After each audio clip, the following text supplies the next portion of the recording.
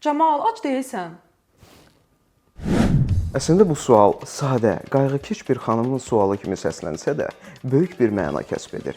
Kişilərin əksəriyyəti bu suala yox cavabını verir. Lakin biz bu səhvi buraxmırıq və bu suala belə cavab veririk. Hə, nə yemək istəyirsən? Bilmirəm.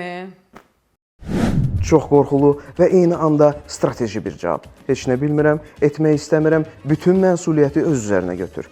Bu anda qərarı məhz sən verməlisən. Bəlkə McDonald's? Açığı sushi istəyirəm. Sənin ağız dadın və verdiyin məsləhət onun heç vecinə deyil. O bu sushi fikrini öncədən bilirdi. Sadəcə gözəl, zərif dili ilə sənin lazımsız varlığını sübut etmək istədi. Əlbəttə, sifariş edək. Hə, davay eləyək. Hə, davay edək. Bu üç söz kim olduğunu unutma küçük və kaşalyokovu çıxart, mənə mənim yeməyimi sifariş et deməkdir. Davay, ты выбирай, я оплачиваю.